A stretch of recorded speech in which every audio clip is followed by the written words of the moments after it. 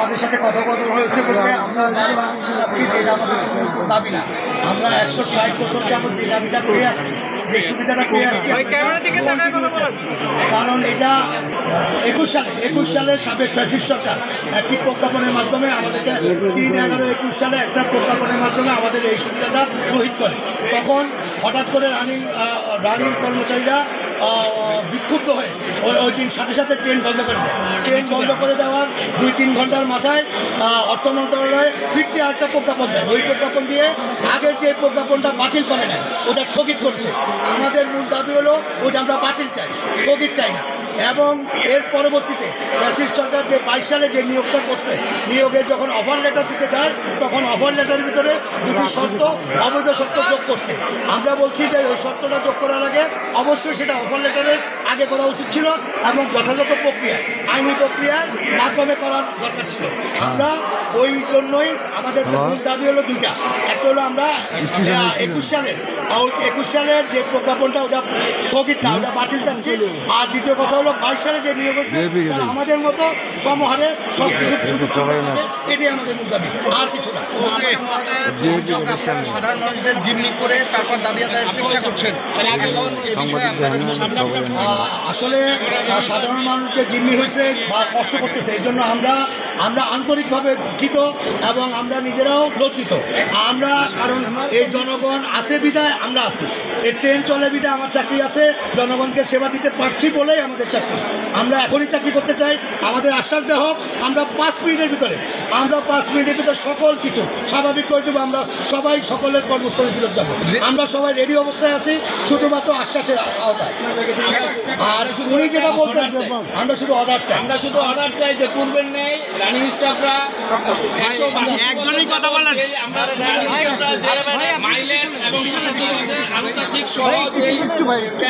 আসতেছিলেন rail সৃষ্টি লগ্ন থেকে এইটা আমরা আবার পূর্বের ন্যায় 3/11/21 আগে পূর্বের ন্যায় রানিং স্টাফরা যেভাবে এটা প্রাপ্ত হইতেছিল, এইভাবে এখন থেকে আবার পূর্বের ন্যায় প্রাপ্ত হবে। এই মূলক একটা দপ্তর আদেশ পাইলে আমরা আমাদের কর্মে ফেরত যাবো ইনশাআল্লাহ। 22 সালে যে অবৈধ অফার লেটারে 12 এবং 13 নং ধারা যে অফার লেটারে যুক্ত করা হয়েছে, এই দুটা অবৈধ আদেশ আমরা বাতিল চাই। এবং আপনি যেটা বলছেন যে আপনারা জিম্মি করে বলছেন উপদেষ্টা মহোদয়, আমরা ওনারকে যথাযথ সম্মান রেখে বলতেছি, ওনার কথাটা মনে হয় পুরোপুরি সত্য নয়। কারণ 3/11/21 সালের পরে দফায় দফায় আমাদের কেন্দ্রীয় নেতৃবৃন্দ রেলের যে বিধিবিধান ভলিউম কোড আছে, এগুলা তাদেরকে আমাদের নেতৃবৃন্দ সরবরাহ করেছেন।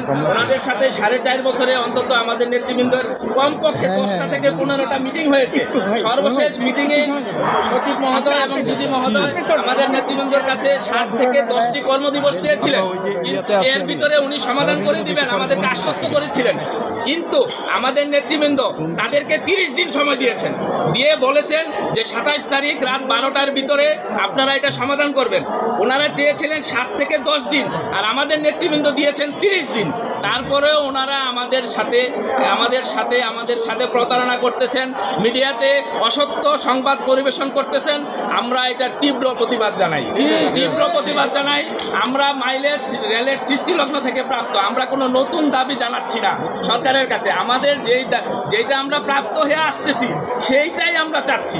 ধর্মঘট কতক্ষণ পর্যন্ত রাখবেন? দুর্ভোগ হচ্ছে, এটা আমরা বলতে পারবো না। আসলে আমাদের কেন্দ্রীয় নেতৃবৃন্দের সাথে প্রশাসনের কথা হচ্ছে, কেন্দ্রীয় নেতৃবৃন্দ এই ব্যাপারে সুষ্ঠু বলতে পারবে, সঠিক বলতে পারবে। তাহলে যদি দাবি না মানা হয় ততক্ষণ আমাদের আন্দোলন চলবে। দীর্ঘ আজকে বছরের পর বছর আলোচনা চলতেছে, বছরের পর বছর। সর্বশেষ যে আলোচনা টেবিলে ছিলাম সেখানে সরকারের পক্ষ থেকে 7 দিন সময় দেওয়া হয়েছে। আমরা 7 দিন না, আপনাদেরকে 30 দিন আমরা সময় দিলাম, 30 দিন মধ্যে সমাধান করে। সেটাও যখন করতে পারলো না, দীর্ঘদিনের দাবি আন্দোলন করতে গেলে আমাদের এই পথ ছাড়া আমাদের কোনো পথ ভাই। এবার আপনি তো ওই যে বুঝে বলেন এখন পর্যন্ত কোনো আশ্বাস পাওয়া যায়নি, যদি আশ্বাস না পাওয়া যায়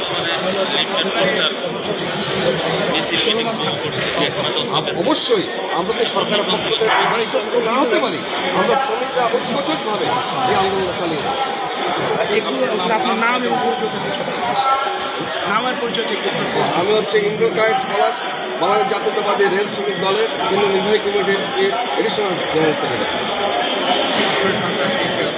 আমাদের শ্রমিক দলের সকল নেতৃবৃন্দ আছে এখানে, লোক রানিং এবং সকল শ্রমিক, সকল সেক্টর, সকল ডিপার্টমেন্টের আমাদের শ্রমিকরা ভাইরা ঐক্য করতে